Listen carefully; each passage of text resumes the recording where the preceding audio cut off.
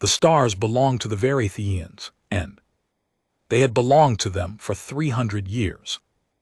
Every species in the galaxy knew this.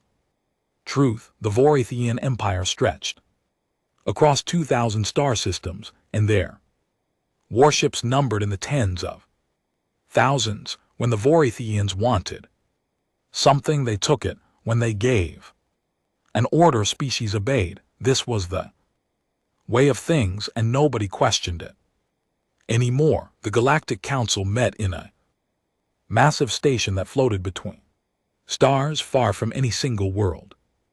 Representatives from 47 different species gathered in the great chamber.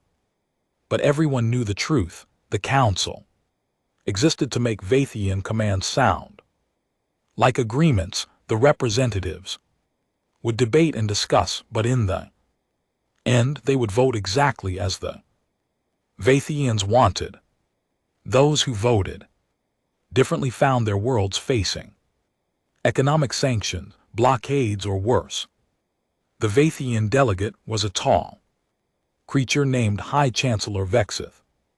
His species stood on two legs like many intelligent races, but their skin was thick and gray like stone. Their eyes glowed with a faint red light, and when they spoke, their voices rumbled like distant thunder. Vexith sat in the largest chair in the council chamber, elevated above all others. This was not official protocol, but nobody dared suggest he move on this particular day. Vexith had called the council together for an announcement. The other delegates sat in their assigned seats, waiting. Some species whispered to each other nervously, others sat in silence, their various forms of faces showing resignation.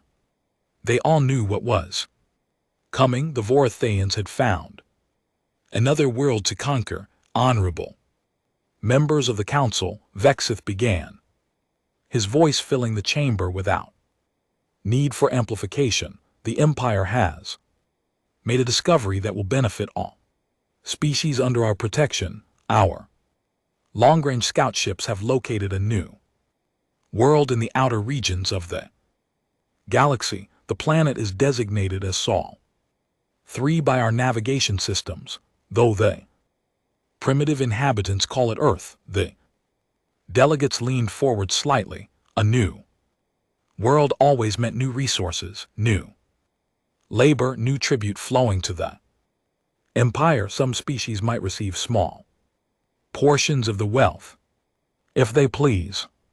The Vathians enough, Vexith continued. Initial scans show the planet is rich in mineral resources and supports a thriving biosphere. More importantly, it is inhabited by an intelligent species that calls themselves humans. However, our intelligence division has completed full assessment, and the results are amusing. He activated a holographic display in the center of the chamber.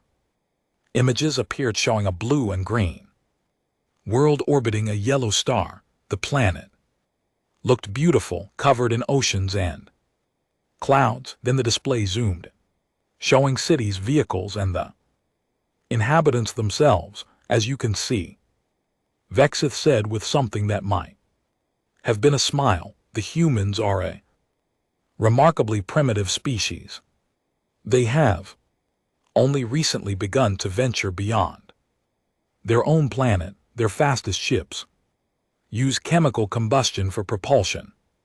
Chemical combustion, like burning wood, to create movement. They have managed to place a few individuals on their own moon, which they consider a great achievement. Several delegates made sounds that might have been laughter in their various languages. Chemical rockets were the kind of technology most species abandoned thousands of years ago. It was like discovering a civilization that still used stone tools. Furthermore, Vexith continued, the humans have no unified planetary government. They are divided into nearly 200 separate political entities, many of which are in conflict with each other. They fight wars over resources, territory, and ideology. Their largest weapons are crude nuclear devices that split atoms, effective for destroying each other perhaps, but utterly useless against modern shielding technology. The display showed more images: human cities, human vehicles, human spacecraft that looked fragile and small to the assembled species who traveled between stars and commanded energy weapons. The humans looked like children playing with toys. The Empire has decided, Vexith announced, that Sol 3 and its surrounding system will be incorporated into Vorithian territory. The humans will be given the opportunity to surrender peacefully and become a productive member of the Empire. If they refuse, they will be subdued through standard military protocols. Fleet Admiral Kree has been assigned to lead the 7th Subjugation Fleet to the Sol system. A hologram of Admiral Kreth appeared next to the images of Earth. Kree was even larger than Vexith, his armor covered in decorations that marked centuries of military service. His red eyes burned brighter than most Vorithians, a sign of his enhanced combat biology. Kreth had personally overseen the subjugation of 9 separate civilizations. He had never failed a mission. The 7th Fleet consists of 847 warships, Vexith said. This includes 6 dreadnoughts, 42 battleships, 150 cruisers, and various support vessels. Standard protocol for a preftal civilization is typically 100 ships. However, Admiral Kree has requested additional forces to ensure a proper demonstration of imperial might. The humans should understand immediately and completely that resistance is impossible. The delegate from Thexia, small insectoid species, raised one of its forearms. High Chancellor, if I may ask, is such a large fleet necessary for a species that cannot even travel faster than light? It seems excessive. Vexith's eyes fixed on the Thaxian, and the delegate immediately lowered its arm. The size of the fleet is not only about military necessity, delegate. It is about sending a message to all species in the galaxy. The Empire's power is absolute. Our resources are unlimited. We can afford to send nearly 1,000 warships to subjugate a primitive world because we have tens of thousands more. Let every species remember this lesson. The Thaxian delegate said nothing more. Around the chamber, other representatives shifted uncomfortably. The message was clear. The Vorithians could overwhelm any opposition with pure numbers, even when fighting an enemy that posed no real threat. The operation will begin in 3 standard weeks, Vexith continued. The 7th Fleet is currently assembling at Staging Point Gamma. Admiral Kree has estimated the entire operation will take less than 1 planetary rotation of Earth. The humans will see our ships arrive. They will receive our ultimatum, and they will surrender if they are foolish enough to resist. Their military capabilities will be eliminated within hours. Then we will proceed with standard integration protocols. Standard integration protocols. Every species in the chamber knew what that meant. The humans would be forced to dismantle most of their military. Their resources would be cataloged and taxed. Their labor would be directed toward imperial projects. Their culture would be allowed to exist only as long as it did not conflict with Vorithian interests. Within a generation, Earth would be just another Subjugated world, its people just another population serving the Empire. This council session will remain open. Vexith announced all member species will have access to live feeds from the 7th Fleet during the operation.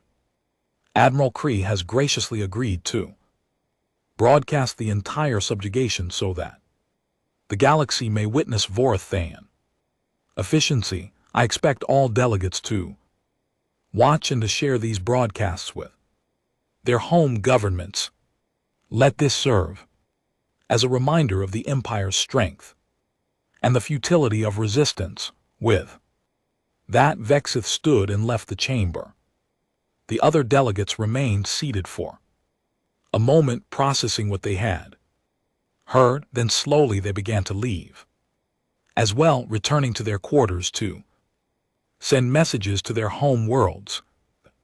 Thaxian delegate met quietly with the delegate from Draxus, a species of mammalian creatures with thick fur and sharp teeth. They stood in a side corridor away from the main traffic of the station. Do you think the humans know? The Thaxian asked quietly. Do they have any idea what is coming for them? The Draxian shook its head sadly. How could they? They barely understand that other intelligent species exist. They have been shouting into the void with their radio transmissions for decades, hoping someone might answer. Now someone has answered, and it is the worst possible response. I feel pity for them, the Thaxian said. They seem so hopeful in their transmissions. They speak of peace and cooperation between species. They dream of a united galaxy, working together for common good. Then they are fools, the Draxian replied, though there was sadness in its voice. The galaxy is not a place of cooperation. It is a place of dominance and submission. The Varathians dominate, and the rest of us submit. That is reality. The humans will learn this lesson as we all did. At least they might survive, the Thaxian said. The Varathians do not usually exterminate species that surrender quickly. If the humans are wise, they will accept the first ultimatum. Perhaps, the Draxian agreed, but I have studied their transmissions. Humans are a stubborn species. They fight among themselves constantly, but they also have a strong sense of pride. They might do something foolish. They might resist. Then they will die, the Thaxian said simply. 847. Vorithaean warships against chemical rockets and nuclear weapons. It would not be a battle. It would be an execution. The two delegates parted ways, each returning to their quarters to compose messages to their governments. Throughout the station, similar conversations were happening. Some species felt pity for the humans. Some felt relief that the Vorithaeans were focused elsewhere. A few felt anger at the injustice of it all, but kept their feelings hidden. Anger against the Empire was dangerous. In the highest levels of the station, in a secure command center that only Vorithaeans could access, High Chancellor Vexith met with Admiral Kreth via holographic communication. Kree's image stood in the center of the room, life-sized and imposing. The council has been informed, Vexith reported. They will watch the operation as required. Some expressed sympathy for the humans, but nobody objected to the annexation. Of course, they did not object, Kree replied. They fear us too much, as they should. Have you reviewed my operational plans? I have. The fleet strength seems more than adequate. I approved your request for additional ships because I agree with your reasoning. This operation should be a demonstration of overwhelming force. Let the galaxy see what happens to Species that cannot defend themselves. Kree nodded. The 7th Fleet will arrive in the Sol system in exactly 3 weeks. We will emerge from hyperspace near the 4th planet, which the humans call Mars. From there we will transmit the standard ultimatum in all major human languages. I have studied their communication systems. They use something called Internet, a primitive network that connects their entire planet. We will broadcast directly to every human device simultaneously. What do you expect their response to be? Vexith asked. Complete panic, Kree said. With satisfaction, their governments will scramble to communicate with us. There will be confusion, disagreement about how to respond. Some will want to fight, but their military leaders will quickly realize they have no chance. Within 6 hours, perhaps less, surrender will be offered. If not, we will begin systematic destruction of military installations. They will surrender after losing a few bases, and if they continue to resist, Kree's eyes glowed brighter. Then we will begin orbital bombardment of their largest cities. 1 destroyed city will be enough. They will surrender immediately. After that, humans are emotional creatures according to our psychological profiles. They will not sacrifice their civilian populations for a war they cannot win. Excellent, Vexith said. Remember, Admiral, this operation is being broadcast to the entire galaxy. Make it clean, make it efficient, and make it terrifying. I want every species to watch and to understand that the Empire is invincible. It will be done. High Chancellor, the 7th Fleet will bring glory to the Empire. The humans will become a footnote in our history, just another primitive species that learned to kneel before Vorthian power. The holographic communication ended. Vexith stood alone in the command center, looking out through a massive window at the stars beyond. Somewhere out there, the humans continued their lives, unaware that their fate had been decided. In 3 weeks their world would change forever. Vexith felt no guilt about this. The galaxy operated on simple principles. The strong dominated the weak, the advanced controlled the primitive. The Empire took what it wanted because it had the power to do so. This was natural law played out on a galactic scale. The humans would learn this lesson soon enough, and the rest of the galaxy would watch and remember why they served the Empire without question. 3 weeks, that was all the freedom Earth had left. The Vorithian 7th Fleet emerged from hyperspace like a dark cloud spreading across the sky. 847 warships materialized near Mars, their hulls reflecting the distant light of the sun. Each ship was massive, built for war and intimidation. The smallest vessels were the size of human aircraft carriers. The largest dreadnoughts stretched over 5 km from bow to stern, bristling with weapons that could crack planets. On the bridge of the flagship Eternal Dominion, Fleet Admiral Kreth stood before the main view screen, watching the red planet Mars grow larger. As his fleet assumed formation around him, dozens of Vorithian officers worked at their stations, coordinating the movements of hundreds of ships with practiced efficiency. The bridge was a cathedral of military power, its ceiling rising 20 m above the deck, its walls covered in tactical displays. Fleet formation complete, Admiral reported. The tactical officer, all ships report ready status, no damage from hyperspace. Transition, scan the system. Kree ordered full spectrum analysis. I want to know the location of every human vessel, every satellite, every installation, leave nothing unobserved. The sensor officer worked at her console, directing the fleet scanning. Arrays toward the inner system, scanning. Now, Admiral, initial results show multiple artificial satellites around the third planet, primitive communication and observation platforms. We are detecting chemical rocket launches from the surface, seems to be routine cargo deliveries to a small orbital station, no military vessels detected beyond the planet's immediate orbital space. Cree nodded. This matched intelligence projections exactly.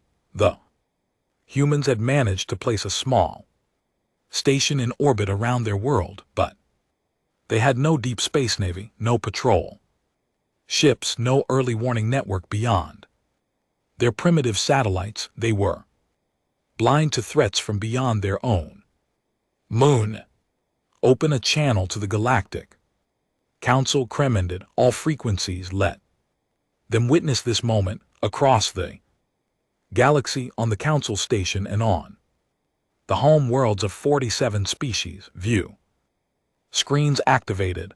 Billions of beings watched as the Verithian fleet hung in space near Mars, a display of overwhelming military might. In the Council chamber, delegates took their seats, preparing to witness what they assumed would be a quick and inevitable subjugation. Channel open. Admiral, the communications officer reported. Attention, species of Earth, Cree began, his voice being translated simultaneously into 17 human languages by Vorian computers. I am Fleet Admiral Kreth of the Vorathian Empire. Your world has been selected for incorporation into Imperial territory. You will immediately cease all military activities and prepare to receive occupation forces. You have 6 hours to transmit your unconditional surrender. If you comply, your species will be integrated peacefully into the Empire. You will be protected, governed, and put to productive use. Resistance will be met with complete military destruction.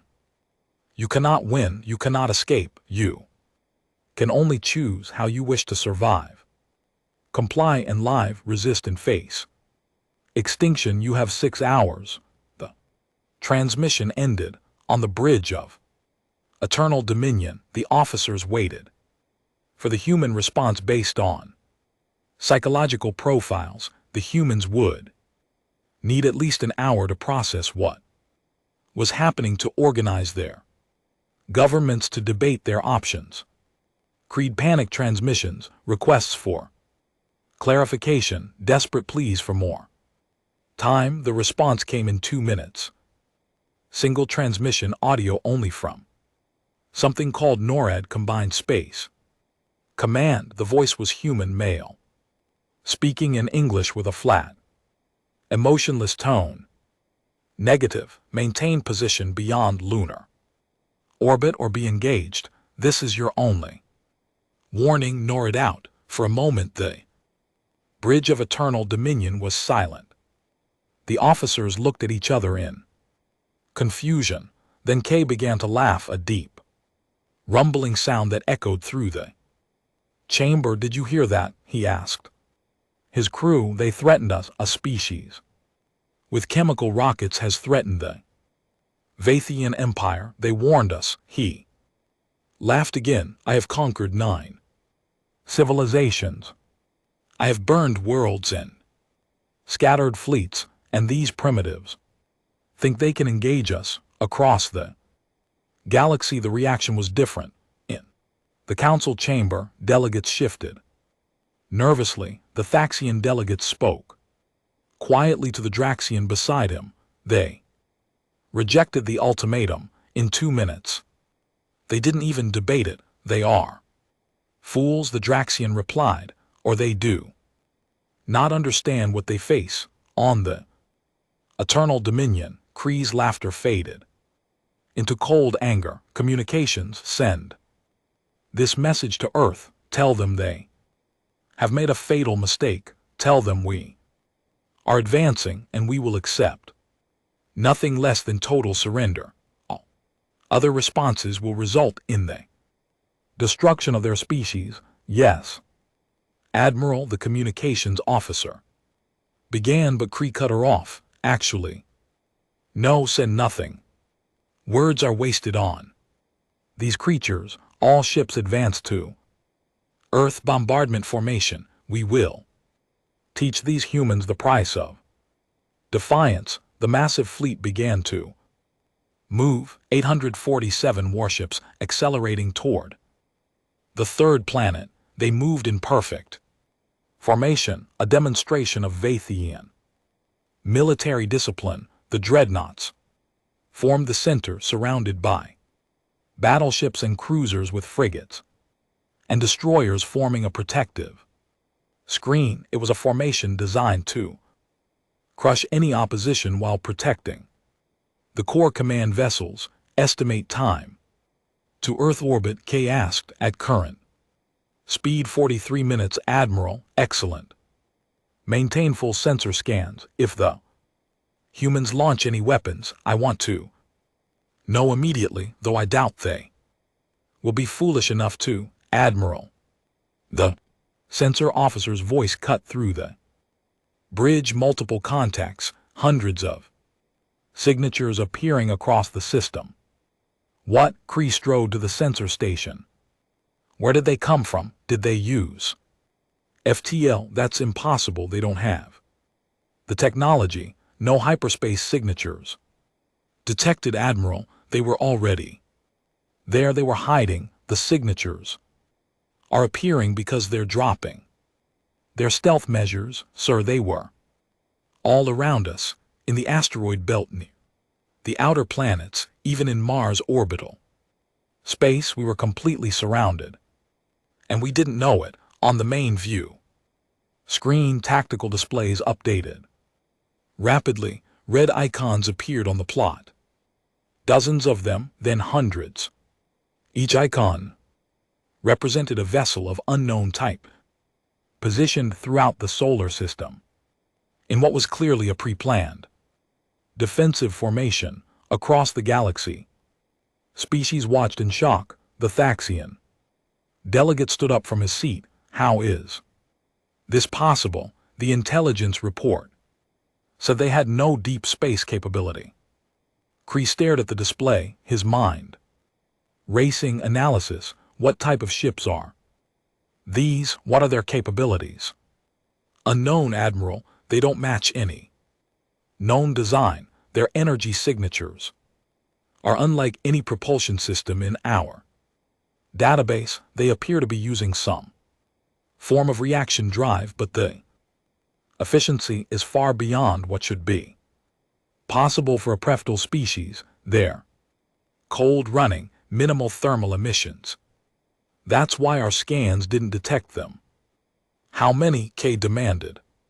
Still counting, sir. Current estimate is 437 contacts.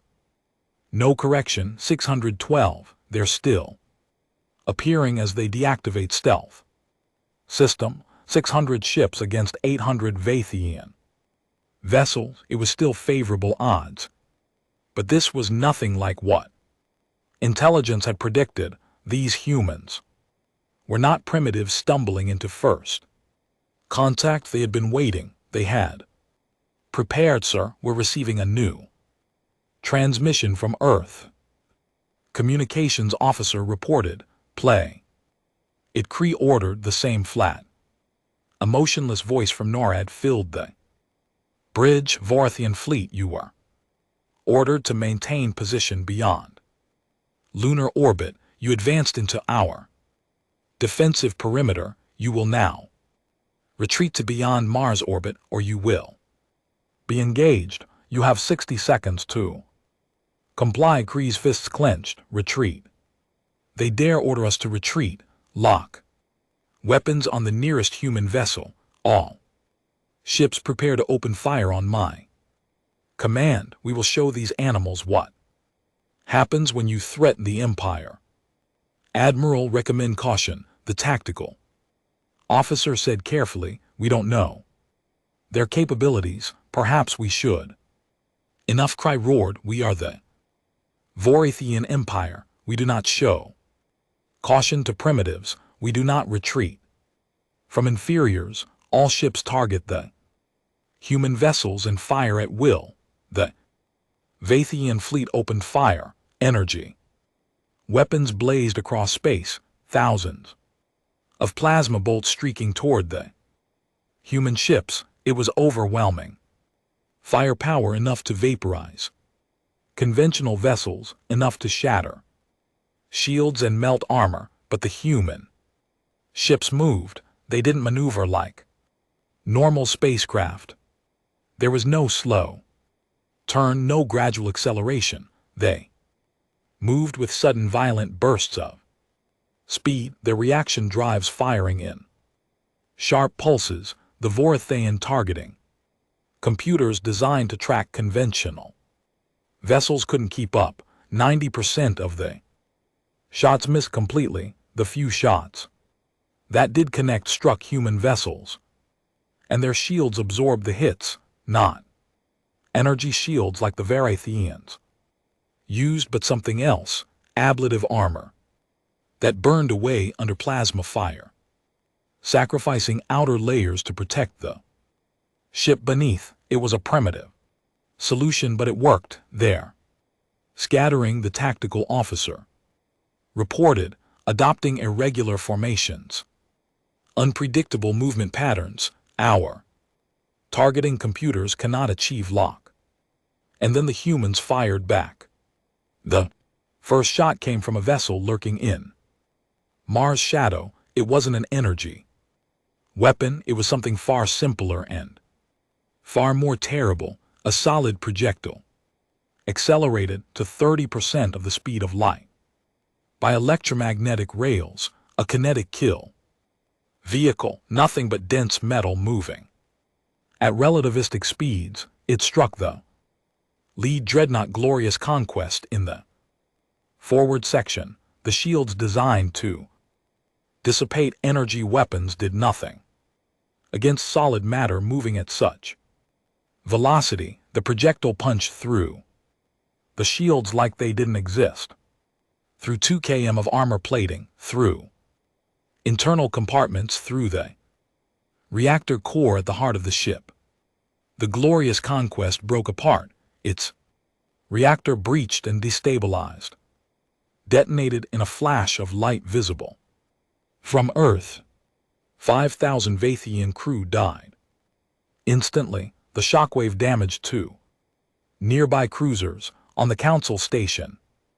Delegates stared in horror at their view screens. The Draxian delegates spoke in a whisper. They just destroyed a dreadnought in one shot. How? The humans didn't pause. More kinetic weapons fired from positions across the system. Solid metal, cheap to manufacture, but impossibly deadly at relativistic speeds. Vorithian shields couldn't stop them. Voran armor couldn't withstand them. Ships that had conquered civilizations died to weapons that would have been considered crude and primitive by galactic standards. Evasive maneuvers. Kree ordered all ships break formation and scatter. We need to avoid those weapons, but the humans had anticipated this too. As the Vorathian fleet broke apart, human ships accelerated inward, closing the distance, and as they closed, they revealed other weapons, missiles that maneuvered in ways that should have been impossible, nuclear-tipped warheads that detonated against Vathian hulls, lasers pumped by nuclear explosions that burned through armor at close range. There, everywhere, the sensor officer shouted, "Sir, they're using our own debris as cover. They're hiding behind our destroyed ships and ambushing our formations." Creed in growing horror as his fleet was torn apart. the humans, fought like nothing he had ever encountered. No honor, no formation. Discipline, no predictable tactics. They attacked from unexpected angles, used decoys and electronic warfare to confuse. Sensors sacrificed smaller ships to draw Vorthian fire while heavier vessels lined up killing shots. Order the fleet to retreat. Kree finally commanded back to Mars orbit. We need to regroup, and Sir, hyperspace interference detected. The humans are jamming our FTL drives. What? That's impossible. They don't have that technology.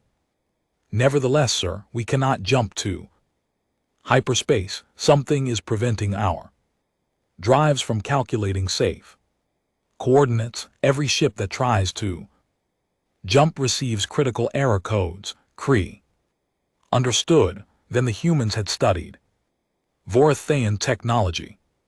They had listened to broadcasts, captured data, analyzed every weakness, and they had prepared weapons specifically designed to exploit those weaknesses.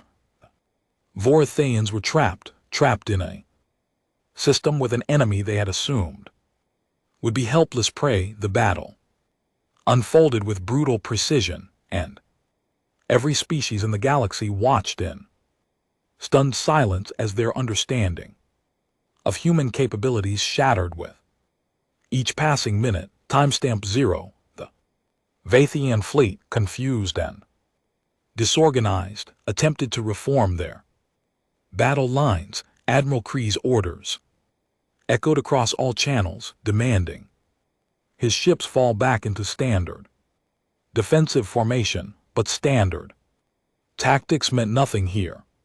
The humans had studied Vorthian doctrine for 40 years, had analyzed every battle the Empire had ever broadcast. They knew what Kree would do before he did it. Human vessels converged from every angle of the solar system. Ships that had been hiding in the asteroid belt for years activated their drives and accelerated inward. Platforms disguised as dead satellites near Jupiter revealed themselves as weapon emplacements. Vessels buried in the ice of Saturn's rings shook off their cover and joined the assault. The humans had turned their entire solar system into a trap, and the Vorthians had flown directly into it. Timestamp 247. The Vathian battleship Pride of Empire managed to destroy a human frigate with concentrated plasma fire. The human ship broke apart, its crew of 200 dying as their vessel decompressed. For a brief moment, Kree felt hope they could win this. They had superior numbers, superior firepower. The humans were just using surprise tactics. Once the Varithians adapted, victory would be inevitable. Then 6 human destroyers appeared from behind the debris of the destroyed frigate. The human ship had been bait, deliberately positioned to draw Vathian fire, to make the Empire's ships reveal their positions and commit their weapons. Moment the Pride of Empire fired, human targeting computers had calculated exact firing solutions. The 6 destroyers opened fire simultaneously, not with energy weapons or kinetic slugs, but with missiles, dozens of missiles from each ship, over 100 warheads, converging on a single target. The Pride of Empire's point defense systems destroyed many of them, but not enough. Nuclear explosions blossomed across the battleship's hull, overloading shields and cracking armor. The final missile penetrated to the ship's reactor core. The Pride of Empire died in flames, taking its escort of 4 cruisers with it. The shock wave from the battleship's destruction caught the smaller vessels, sending them spinning away with ruptured hulls and dead crew across the galaxy. species that had been conquered by the Verithians watched with a mixture of horror and satisfaction. The Taxian delegate gripped his seat with all four hands, unable to look away from the viewscreen. The Draxian beside him was trembling, whether from fear or excitement was unclear. They're using tactics we've never seen, the Draxian whispered. Every ship operates independently but coordinates perfectly. There's no command hierarchy, no flagship to target. How are they managing this level of coordination without centralized control? The answer, if the Draxian had known it, was simple. The humans had created an integrated battle network that connected every ship, every weapon platform, every sensor array in the solar system. Information flowed between vessels at the speed of light, every ship seeing what all others saw, every tactical computer working together to find weaknesses in the Vorithian formations. It was a level of coordination that required massive computational power and perfect communication protocols, but it made the human fleet fight as a single organism rather than individual ships. Timestamp 512.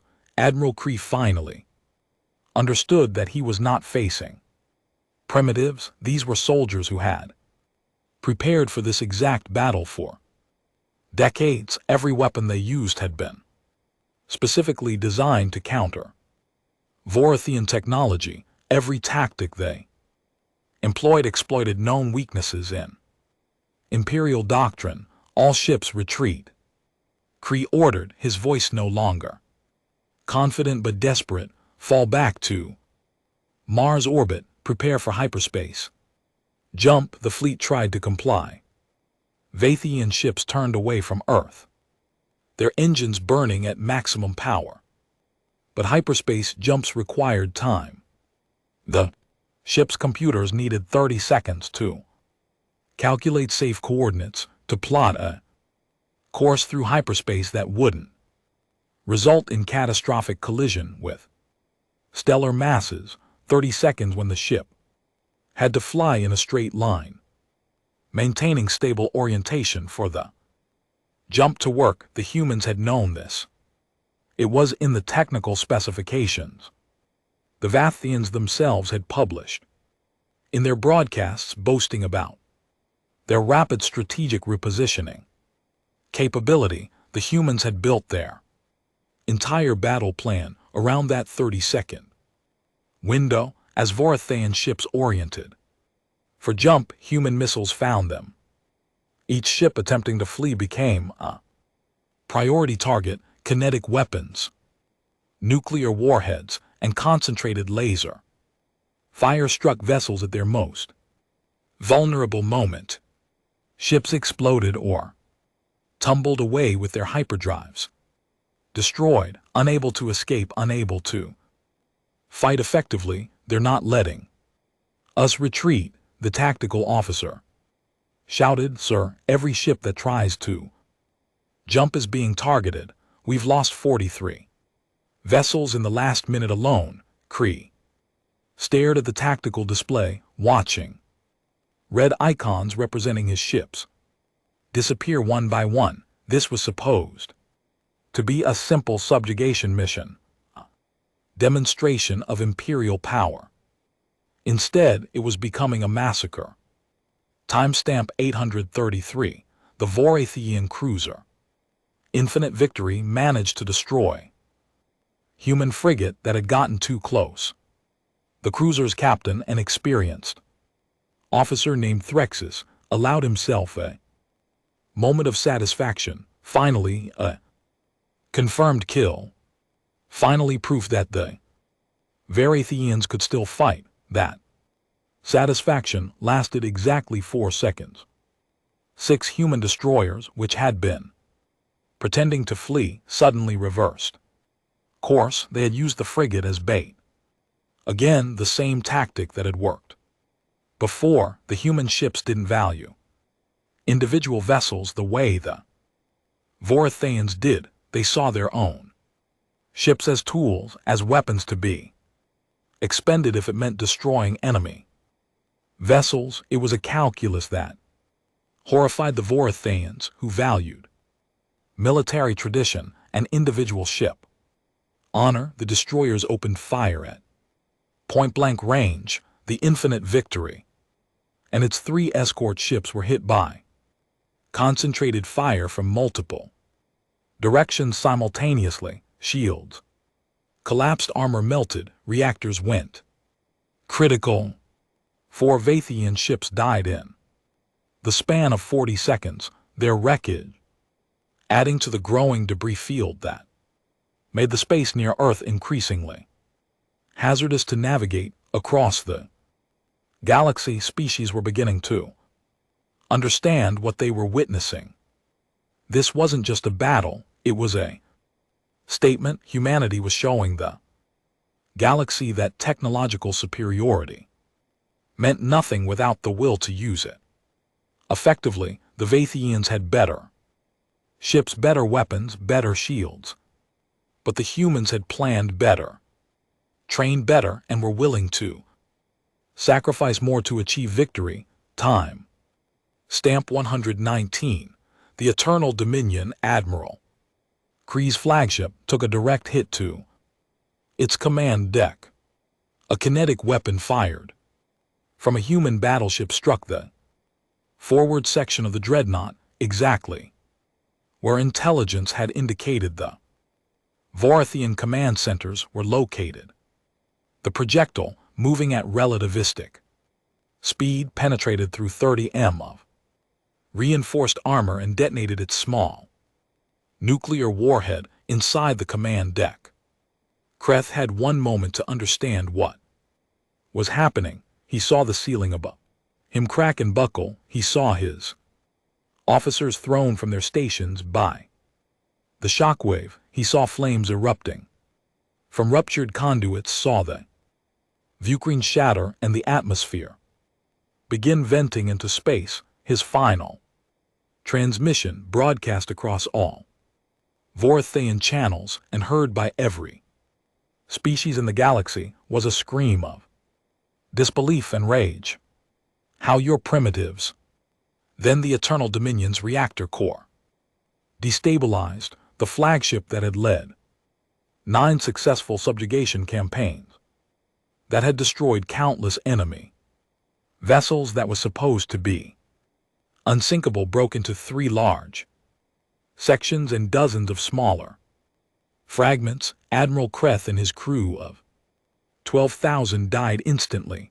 The loss of the flagship threw the Vorithian fleet into chaos. Without Kree's leadership, without the central command and control, individual ship captains had to make their own decisions. Some tried to fight, some tried to flee, some tried to surrender, broadcasting pleases, begging for mercy. The humans offered none. This was not a battle for conquest or resources. This was extermination. Every Vorithian ship in the system had been designated as a target, and the human fleet would not stop until all targets were destroyed. There would be no prisoners, no survivors to report back to the Empire, no witnesses except those watching from across the galaxy. Timestamp 1322. A Vathian scout ship, the Swift Messenger, managed to break free from the battle. Its captain, a young officer named Keyleth, was piloting the fastest vessel in the fleet. Scout ships were designed for speed over firepower, built to outrun threats and report intelligence. Keith pushed his ship's engines beyond safe limits, racing toward the outer system, trying to reach a point far enough from the sun's gravity well to make a safe hyperspace jump. He was going to make it. The human ships were too far away, too engaged with other targets. Another few minutes and he would be able to jump. He would escape. He would warn the Empire that humanity was not what they seemed, that this had been a trap, that the entire Vorithian understanding of human capabilities was catastrophically wrong. But then a single human ship appeared on his sensors, accelerating from the direction of Saturn's moons. The contact speed was impossible. No ship should be able to accelerate that fast without killing its crew. From the forces involved, the human vessel was moving at speeds that would turn organic bodies to paste, pulling maneuvers that would crush bones and rupture organs. Keyleth understood. In that moment, the ship chasing him had no crew. It was automated, a drone controlled by computer, capable of maneuvers no living pilot could survive. And it was faster than his scout ship. The drone caught up to the swift messenger at timestamp 1358. It didn't use missiles or energy weapons, it simply rammed the Vorithian vessel at tremendous speed, its reinforced prow punching through the scout ship's engines and reactor core. Both vessels exploded in a brief flash of light, adding 2 more debris fields to the solar system. But before the collision, Keyleth had managed to send one final transmission, a burst of data on Vorithian emergency frequencies, warning to the Empire, a desperate message that would take years to reach Vorian space through conventional communication channels, but would eventually arrive. The message was simple: Earth is not what we thought. They were ready, they were waiting. Entire fleet is lost. Do not come here. For the love of the Empire, do not come here. Timestamp 14. The last Vorithian vessel in the Sol system, a damaged frigate trying to hide in the shadow of Mars, was located by human sensor sweeps and destroyed by concentrated missile fire. The frigate's captain didn't even have time to surrender. Human computers had calculated that the damaged ship could potentially repair its hyperspace drive and escape, so it was prioritized for immediate destruction. The battle was over. 847 Vorithian warships had entered Earth's solar system 4 hours earlier. None remained. The human fleet had lost 63 vessels in the fighting, each one a deliberate sacrifice to destroy multiple enemy ships. The exchange ratio was staggering, over 13-1 in humanity's favor. In the council chamber, delegates sat in absolute silence. The view screens, which had been showing the live feed from the battle, now displayed only debris fields and the triumphant human fleet gathering Earth orbit. The Vorithian delegate, a minor functionary who had remained on the council station during the battle, sat motionless in his chair, his red eyes dim with shock. Finally, the Thaxian delegate spoke, his voice barely a whisper. The Vorithian Empire has ruled the galaxy for 3 centuries. They have conquered 17 civilizations. They have never been defeated in battle. And a species we thought was primitive just destroyed their entire fleet in 14 minutes. The Draxian delegate turned to look at his colleague. Not 14 minutes. This didn't start 14 minutes ago. This started 40 years ago when the humans first detected Vorithian broadcasts. They have been preparing for this day.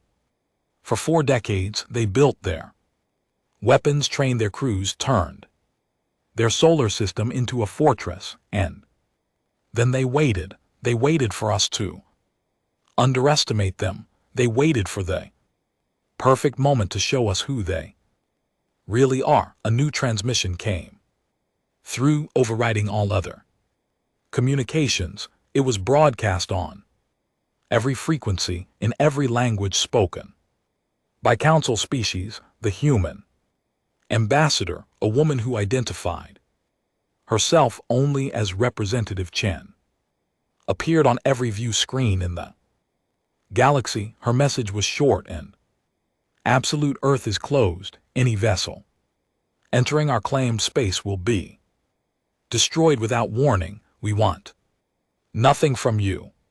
We will take nothing from you. Stay away and you will never see us again. Come closer and you will share the Vorithian's fate. This is your only warning. The transmission ended, leaving the galaxy to contemplate a new and terrifying reality. Humanity had announced itself to the stars, and they had done so with overwhelming violence. The Galactic Council chamber had never been so full. Every species sent their representatives, and many sent their military commanders as well. They needed to understand what had happened. They needed to know if they were next. The humans had destroyed the most powerful military force in known space in less than 15 minutes. What else could they do? What else were they hiding? High Chancellor Vexith stood before the assembled delegates, but he no longer commanded the room as he once had. His confident posture was gone, replaced by something that looked almost like fear. The Vorithian Empire's invincibility had been shattered, and everyone in the chamber knew it.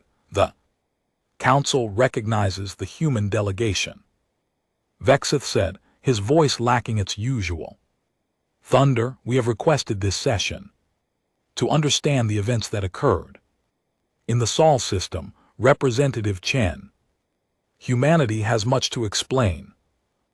Holographic projection appeared in the center of the chamber. Representative Chen stood there, her image life-sized, wearing a simple dark blue uniform with no decorations or medals.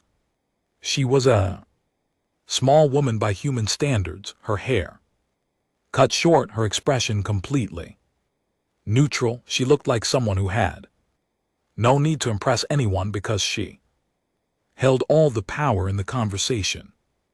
High Chancellor Chen began, her voice calm and professional. You said we have much to explain. I disagree. We owe you no explanations, but in the interest of preventing future misunderstandings, I will provide one anyway. The Thaxian Counselor, speaking carefully, asked the question on every mind.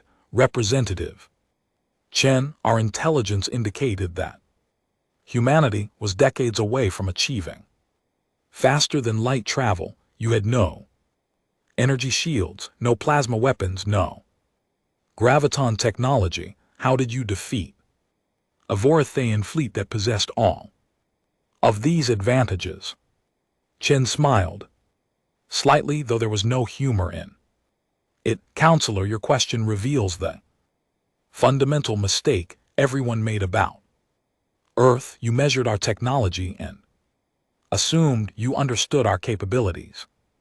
You saw that we used chemical rockets and nuclear weapons and decided we were primitive. You were wrong. She activated a display that showed a timeline visible to all delegates. 40 years ago, human radio telescopes detected transmissions from outside our solar system.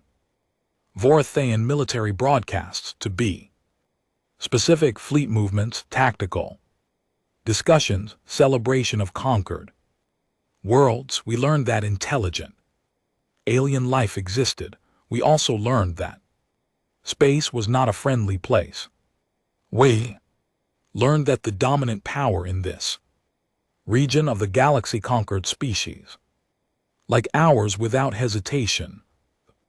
Delegates shifted uncomfortably. Many of them had participated in council sessions where Vorithian conquests were ratified and approved. They had watched broadcasts of subjugation operations and done nothing. Chen continued. Humanity's governments made a decision that day. Every nation on Earth, all of our separate political entities agreed on one thing: we would not become another subjugated species.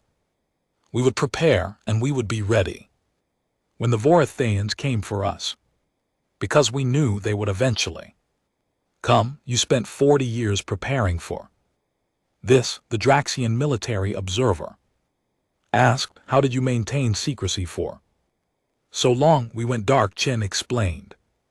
We stopped all radio transmissions into deep space. No more broadcasts, no more messages to the stars from space. It looked like we were exactly what you thought we were, a primitive civilization playing with chemical rockets, slowly building a small orbital infrastructure. What you didn't see was what we were building in secret.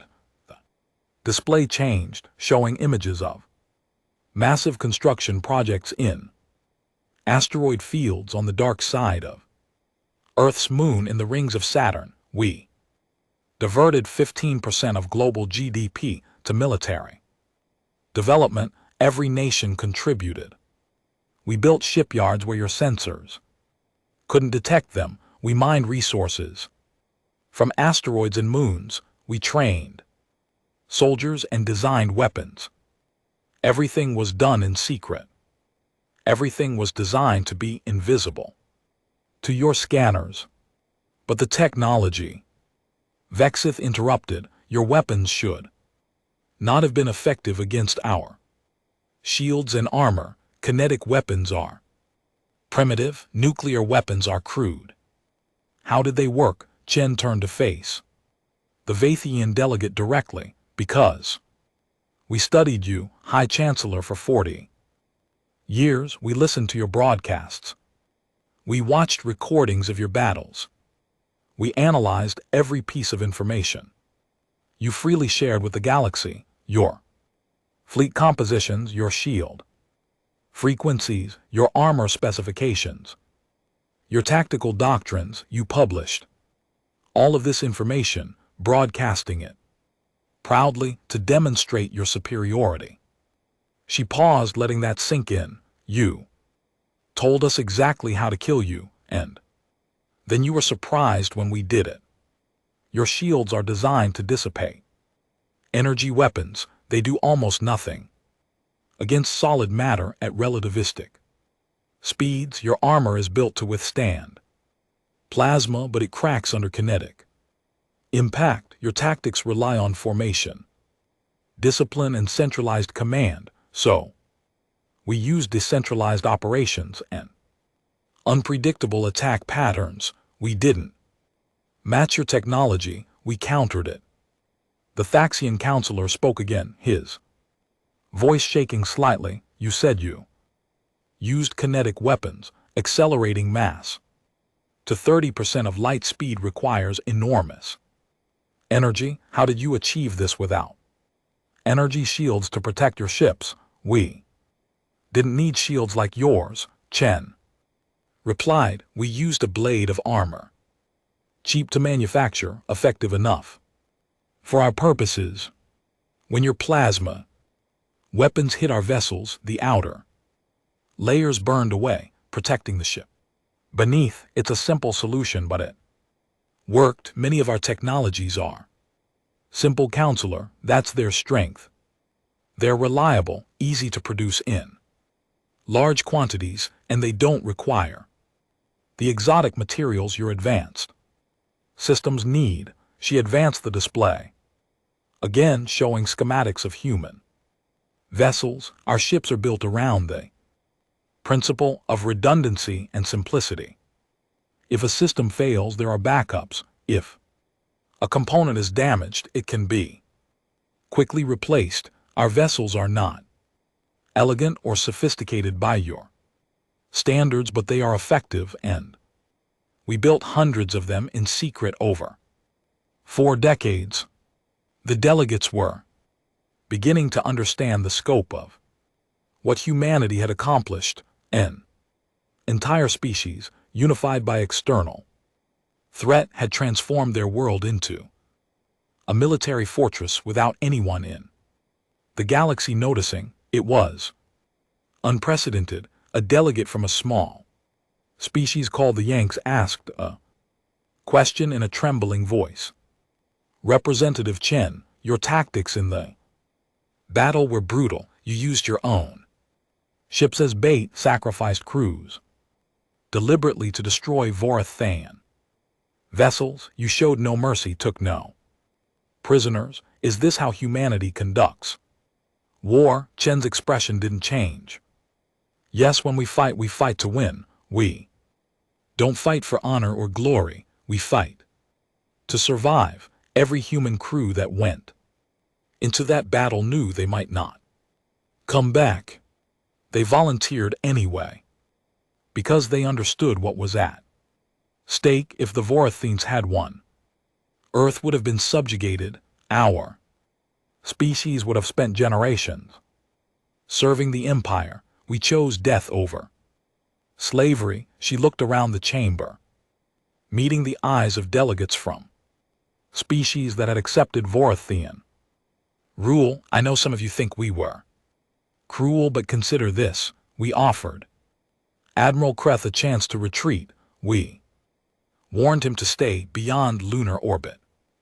He advanced anyway, confident in his superiority. He thought we were primitives who would panic and surrender. He was wrong, and his fleet paid the price for his arrogance.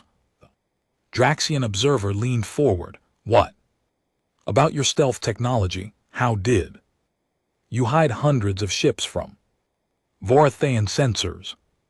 Basic thermodynamics, Chen answered. We built cold-running ships, minimal emissions, passive sensors only until we were ready to fight. We positioned vessels in locations your scanners wouldn't carefully examine. The asteroid belt, the rings of Saturn, the dark side of our moon. We hid in plain sight, disguised as debris or dormant satellites. You were looking for advanced ships with active sensors and weapons. You weren't looking for quiet, patient hunters waiting for the perfect moment to strike. She smiled grimly. You thought technology was the only measure of capability, but we also used patience, planning, and discipline. We spent 40 years watching and learning. We became experts on Vorathian military operations without firing a single shot. When the battle came, we knew what you would do before you did it. High Chancellor Vexith's red eyes glowed with barely contained anger. You speak of this as if you were defending yourselves, but you destroyed an entire fleet. 12,000 Vorathian warriors died in that battle. Their only crime was following orders to expand the empire. Chen turned to face him fully, and her voice became cold. Their crime was attempting to conquer my world. High Chancellor, they came to Earth with 800 warships and an ultimatum that offered only submission or destruction. They threatened to burn our cities if we resisted. What did you expect us to do? Welcome them with celebrations, thank them for the opportunity to serve the Empire? The chamber fell silent. Vexith had no response. Chen continued, her voice rising slightly with barely controlled anger. And let me address something else. For 40 years we listened to Galactic Council broadcasts. We heard representatives from 47 species discuss Vorathian conquests. We heard debates about subjugation operations. We heard votes to ratify the incorporation of conquered worlds. Not once did we hear any species object. Not once did we hear anyone suggest that the Vathians should be stopped. She looked around the chamber, and many delegates could not meet her gaze. You all knew what the Empire was doing. You all watched as they conquered species after species, and you did nothing. You were too afraid, too weak, or too comfortable with the status quo to resist. So don't stand there and lecture us about the lives we took in defense of our freedom. You had 40 years to build something better than the Vorithian Empire. You chose to accept subjugation instead. The Thaxian counselor spoke quietly. You are right, Representative Chen. We should have done more. We should have resisted, but the Vathian Empire was too powerful. No single species could stand against them. Then you should have worked together. Chen replied sharply. 47 species in this council, billions of beings across thousands of worlds. If you had united against the Vorithians 3 centuries ago, the empire would never have grown so powerful, but you didn't. You accepted peace through submission, rather than fighting for real freedom. She let that accusation hang in the air for a moment before continuing in a calmer tone. Earth will not make that mistake. We will not join your council. We will not participate in your politics. We will not rely on others for our defense. We are claiming our solar system and a 50 light-year exclusion zone. Around it, any vessel that enters without explicit permission will be destroyed. No exceptions, no second chances. 50 light-years, Vexith protested. That territory includes 17 star systems. You cannot possibly defend such a large area. Chen smiled, and this time there was genuine amusement in her expression. Can't we, High Chancellor? You thought we couldn't defend our solar system either. You thought 800 warships would be enough to conquer us. How did that work out? She activated the display once more, showing a map of space around Earth. Red zones marked the exclusion area. For 40 years you watched our solar system and saw primitive chemical rockets. You never detected our warship construction. You never found our defensive platforms. You never realized we were preparing for war. What makes you think you know what we've built in neighboring star systems? The implications sent a wave of fear through the chamber. If humans had been building military infrastructure in secret for 40 years in their own solar system, what had they built in nearby star systems? How far did their preparations extend? We have placed automated defense platforms throughout the exclusion zone. Jen said. They've been there for 20 years. You never saw them because you weren't looking. These platforms are programmed to destroy any unauthorized vessel. They don't negotiate. They don't warn. They just kill. She deactivated the display and faced the assembled delegates. Humanity is withdrawing from galactic affairs. We don't want your trade. We don't want your alliances. We don't want your politics. All we want is to be left alone. Stay out of our space, and you'll never see us again. Cross into our territory and you'll join the Vorithians. What if we need help? Small voice asked. It was a delegate from the Plinix, a species that had been conquered by the Vorithians 200 years ago. What if other species try to expand their empires now that the Vorithians are weakened? Will you help us? Chen looked at the planned delegate with something that might have been sympathy. No, Earth's policy is isolation and self-defense. We will not intervene in galactic conflicts. We will not be your saviors. You need to save yourselves. Build your own defenses. Form your own alliances. Create the peaceful galaxy you claim to want, but do it without us. She paused, then added quietly, I'm sorry, but humanity learned a harsh lesson. We cannot trust other species to protect us. We cannot rely on councils or agreements. The only security is self-reliance. That's why Earth is Closed, the holographic projection began to fade before it disappeared. Completely, Chen delivered one final message. This is the only official communication humanity will have with the Galactic Council. Do not attempt to contact us. Do not send ambassadors or trade delegations. Do not test our exclusion zone. We have said everything that needs to be said. Remember what happened to the Vorithian 7th Fleet. And stay away. The projection vanished, leaving the council chamber in stunned silence. 6 months had passed since the 14-minute war, and the galaxy had transformed in ways that no one could have predicted. The Vathian Empire, which had stood for 3 centuries as the dominant power in known space, was collapsing without their military strength to enforce control, without the fear that had kept subjugated species obedient. The empire fragmented into chaos. The first world to rebel was Draxus. The Draxian people had been conquered 140 years ago. Their natural military strength suppressed by Vorithian occupation forces.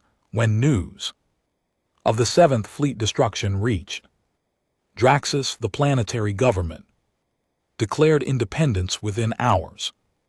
Vorithian administrators were expelled peacefully, and the Draxians began building their own defense fleet using designs they had secretly preserved from before the conquest. Other worlds followed quickly. Thaxia, Plen, Yellen, and a dozen other species declared their freedom. Some transitions were peaceful, others were violent as local Vorithian garrison forces tried to maintain control and failed. The Empire tried to respond, sending fleets to retake rebellious worlds, but their forces were stretched too thin.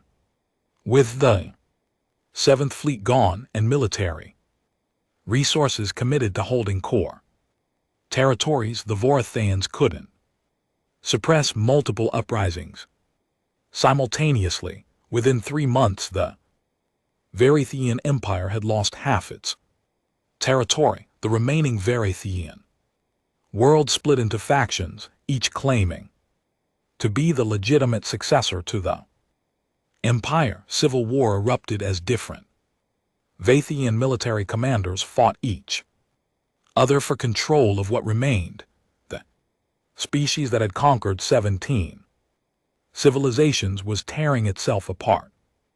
The Galactic Council, already weakened by its failure to predict or prevent the human threat, became irrelevant almost overnight. Member species stopped attending sessions. The Council Station, once a symbol of galactic unity, became a ghost town.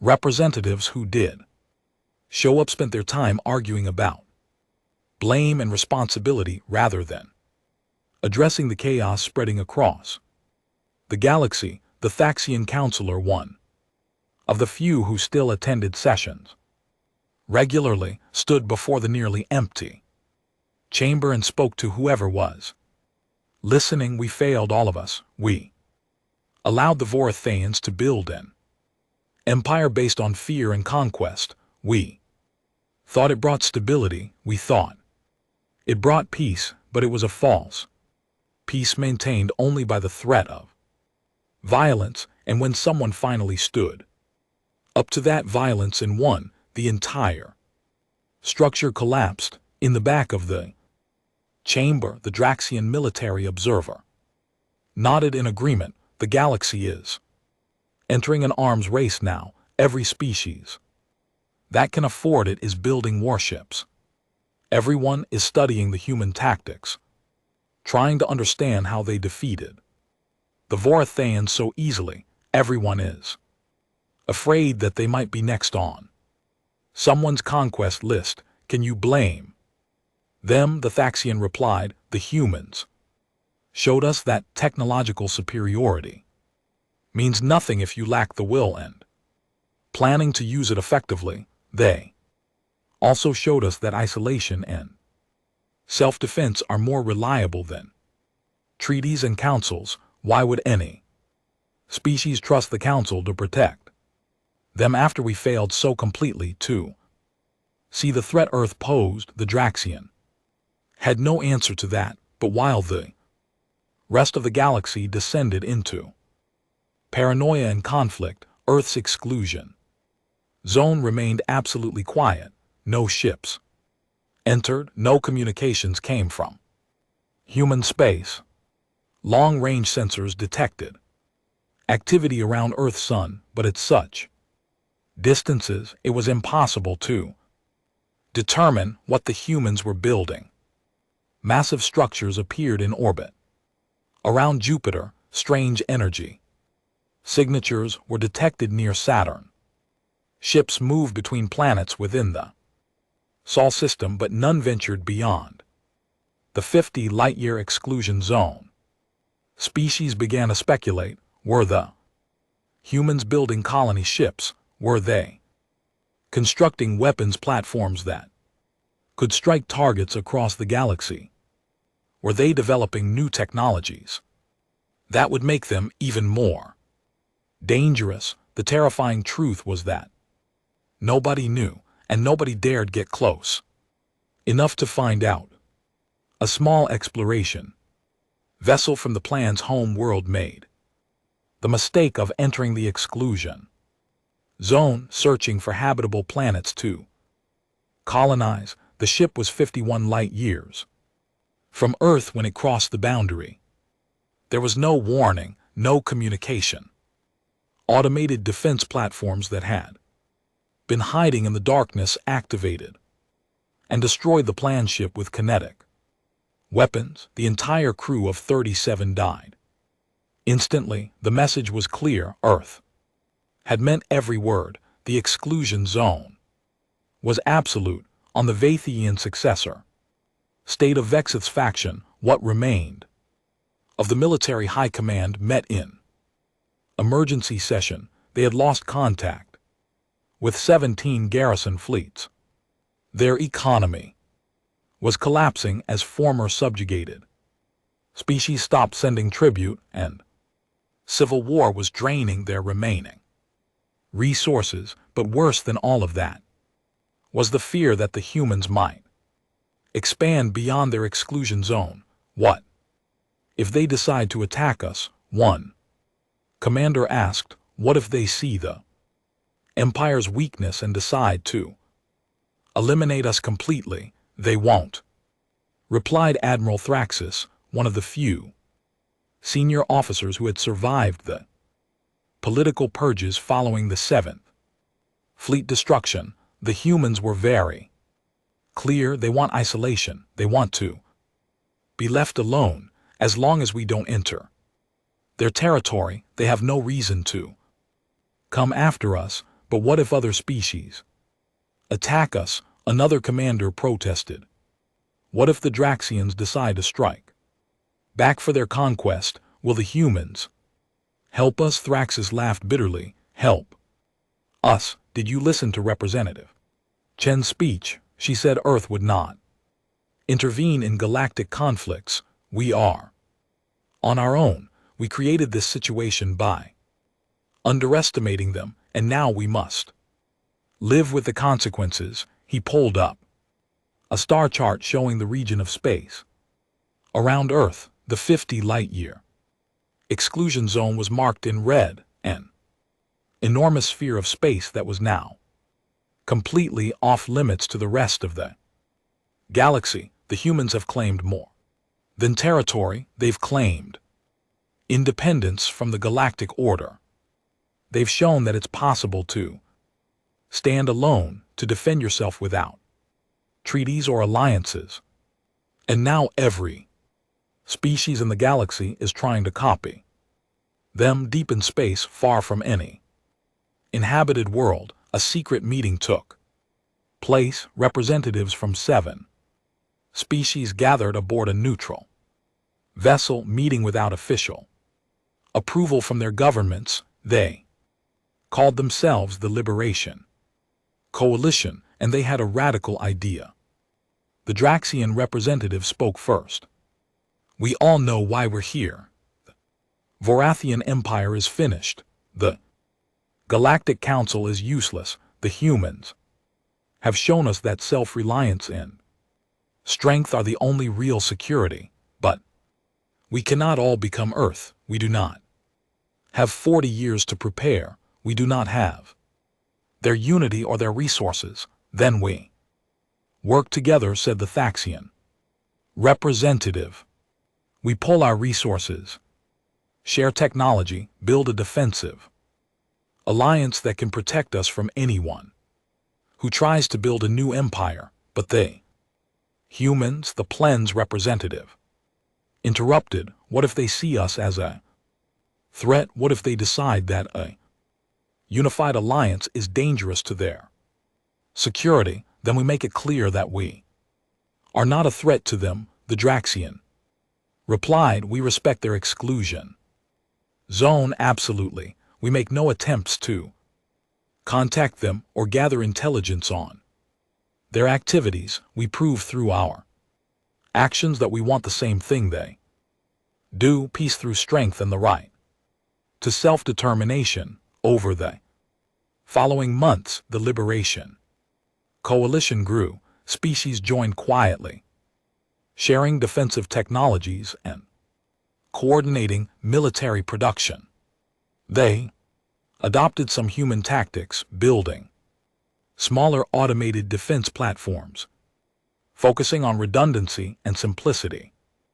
Over technological sophistication, they studied the battle of Sol system, obsessively learning every lesson they could from humanity's victory. But they also did something the humans had not done. They shared their knowledge openly.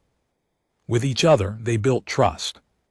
Through cooperation, they created something that the Galactic Council had never been: a true alliance of equals, working toward mutual defense on Earth. In the Unified Defense Command Center, Representative Chen sat with her senior staff reviewing intelligence reports. From beyond the exclusion zone, they had sensors positioned at the edge of their claimed space, monitoring galactic activities from a distance.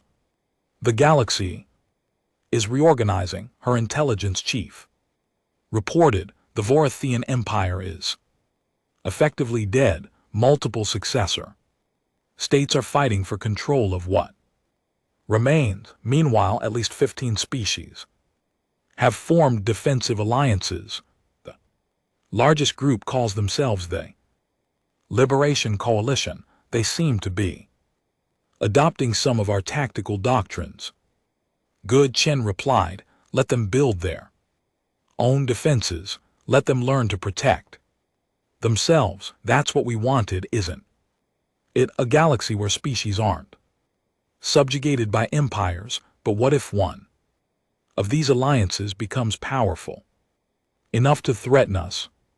A military advisor asked. "What if they unite the galaxy against Earth?" Chen pulled up a display showing the expansion of human infrastructure throughout the solar system, massive orbital habitats around Earth, mining operations on asteroids, fusion power plants on the moons of Jupiter, research stations throughout the system, construction facilities that were building the next generation of defensive platforms and warships. "Let them try," she said calmly. "We destroyed the Vathian 7th Fleet in 14 minutes, using technologies we developed 40 years ago. Do you think we've been standing still since then? Do you think we haven't continued to innovate and improve?" She zoomed the display to show structures being built in the outer reaches of the solar system, ships using new propulsion systems, weapons, platforms with capabilities far beyond what had been used against the Vorathians, research into technologies that were still theoretical but showed incredible promise. The Vorathans made a mistake, Chen continued. They thought the battle would be won by whoever had the most advanced technology, but battles are won by whoever prepares better, fights smarter, and refuses to give up. We prepared for 40 years to defeat the Vorathans. We've been preparing for 6 months since then to defeat whoever might come next. A young officer spoke up hesitantly. Ma'am, some people are asking if we're preparing for the wrong thing. The galaxy is reorganizing into something that might be better than the Empire.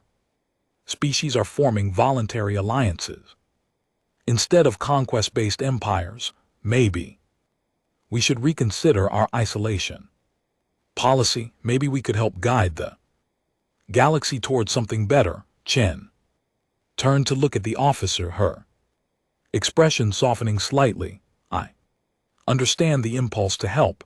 I really do, but Earth's policy is firm for good reasons. The moment we involve ourselves in galactic politics, we become a target. Every species will either want our protection or fear our power. We'll be drawn into conflicts, forced to choose sides, pressured to use our military strength for others' benefit. She stood and walked to the window, looking out at the blue and green planet. Below, our ancestors spent centuries fighting each other over territory, resources, and ideology. We nearly destroyed our own world multiple times. With nuclear weapons, we only united when we faced an external threat that endangered our entire species. That unity is precious and fragile. If we start involving ourselves in galactic conflicts, we risk breaking it. So we just watch, the officer asked. We let the galaxy struggle and fight and potentially fall into another empire. And we do nothing. We protect ourselves, Chen corrected.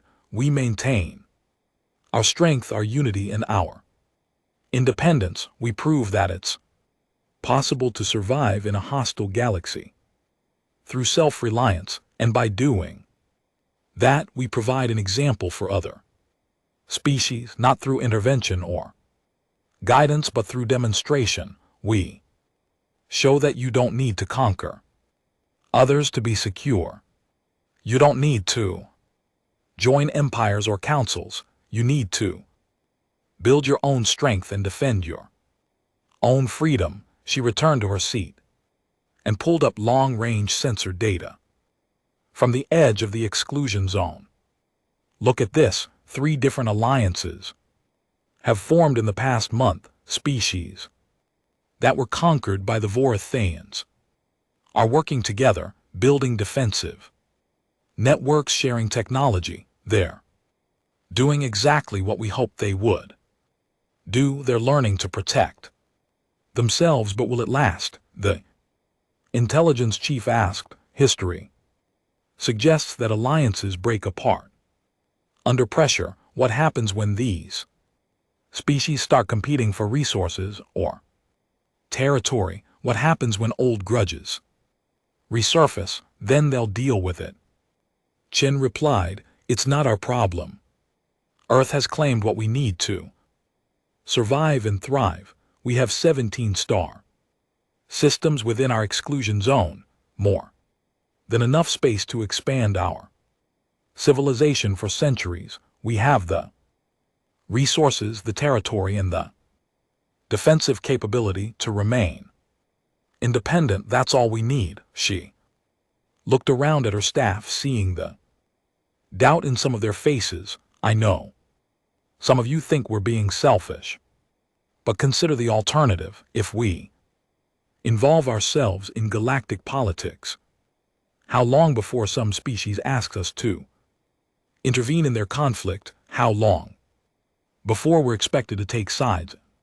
Wars that aren't ours. How long before our military strength is seen as a resource to be used rather than a deterrent to be respected? The humans were clear, she continued. We fight to survive, not to conquer. We defend what's ours, not what someone else thinks we should protect. And by maintaining that policy absolutely, we avoid becoming what the Vathians were. We avoid becoming another empire that subjugates others in the name of peace or stability. Weeks turned into months, and the galaxy continued to evolve. Without Earth's participation, Liberation Coalition expanded to include 23 species, becoming a significant military and economic power. Vorithian successor states continued to fight each other, weakening themselves further. New trade routes emerged as species started dealing directly with each other rather than through imperial intermediaries, and throughout it all, Earth's exclusion zone remained absolutely closed. No ships entered, no communications emerged. The humans had withdrawn from galactic affairs completely, leaving the rest of the galaxy to wonder what they were doing in their isolation. Some species saw Earth as a missed opportunity if the humans had joined the galaxy, if they had shared their tactical knowledge and military strength. Perhaps a better galactic order could have been built quickly and efficiently. Others saw Earth's isolation as wisdom. By refusing to participate in galactic politics, the humans avoided being corrupted by power or drawn into endless conflicts. But everyone agreed on one thing: the galaxy had changed forever. The Vorithian Empire's fall had proven that no power was invincible. Earth's victory had demonstrated that technological superiority could be overcome by superior planning and will, and humanity's isolation had shown that it was possible to survive without joining the great game of galactic politics. In the end, Earth had achieved exactly what it wanted: security through strength, independence through self-reliance, and peace through the clear message that it was far too dangerous to threaten. The galaxy learned to fear the silent sphere of space around Earth's sun. They learned that beyond that boundary lay a species that would not negotiate, would not compromise, and would not hesitate to destroy anyone who crossed them. And they learned to stay away. In the Unified Defense Command Center, Representative Chen reviewed the latest intelligence reports and allowed herself a small smile. The strategy had worked. Earth was safe, humanity was free, and the galaxy, for better or worse, would have to find its own path forward. Without them, Ma'am and Aid approached quietly. The Liberation Coalition has sent another request for diplomatic contact. They're asking if Earth would consider sharing defensive technologies, even on a limited basis. Chen shook her head. Standard response: Earth's position has not changed. We appreciate their respect for our exclusion zone, but we will not engage in diplomatic relations or technology sharing. Suggest they continue developing their own innovations. They've done well so far without our help. The aide nodded and left to compose the response. Chen turned back to her displays, watching as humanity continued to build, to grow, to strengthen itself within the safety of its claimed space. Earth was closed, and it would remain closed for as long as necessary, perhaps forever, because humanity had learned the hardest lesson the galaxy had to offer. In the end, you could only truly rely on yourself. Treaties could be broken, alliances could fail, but strength, properly built and carefully maintained, would endure. The Varithian Empire had fallen in 14 minutes. Their 3-century reign had ended in the time it takes to drink a cup of coffee, and the species that defeated them had done so not with superior technology, but with superior preparation, superior tactics, and the absolute refusal to surrender. The galaxy would remember this lesson for a long time. They would remember that Earth had given them one warning, and one warning only: stay away. And the galaxy, finally learning wisdom, did exactly